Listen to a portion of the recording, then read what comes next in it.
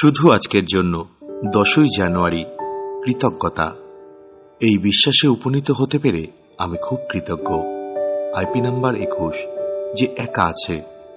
সময় যখন খারাপ যাচ্ছে তখন উচ্চতর শক্তির উপর বিশ্বাসটাই খেলাটাকে পুরো ঘুরিয়ে দিতে পারে। যখন ঘটনা আমার পছন্দ মতো ঘটছে না, স্পন্সর পরামর্শ দেয় যে নিজের কৃতজ্ঞতাগুলির একটা তালিকা তৈরি করে দেখো। যখন আমরা কৃতজ্ঞতার ফর্দটা বানাবো তখন উচ্চতর শক্তির উপর বিশ্বাসটাও এই তালিকায় আসা উচিত। 12 পদক্ষেপের থেকে আমরা যা যা পেয়েছি তার মধ্যে সবচেয়ে বড় উপহার হল নিজের উপলব্ধ ঈশ্বরের প্রতি বিশ্বাস। 12 পদক্ষেপ আমাদেরকে আস্তে আস্তে এক আধ্যাত্মিক জাগরণের দিকে নিয়ে যায়।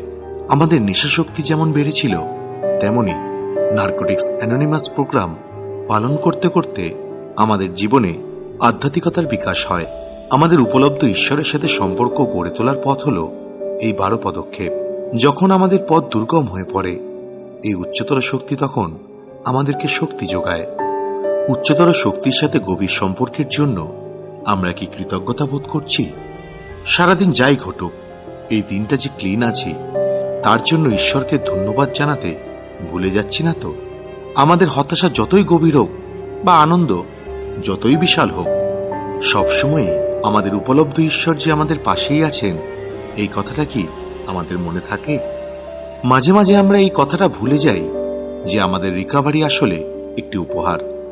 আজকের দিনটা যে ক্লিন থাকলাম, সেজন্য আমরা উচ্চতর শক্তির ভালোবাসা পেয়ে আনন্দিত। শুধু আজকের জন্য যে উচ্চতর শক্তি আমাকে ভালোবাসেন, তার সাথে সম্পর্কটার জন্য আজ আমি কৃতজ্ঞ।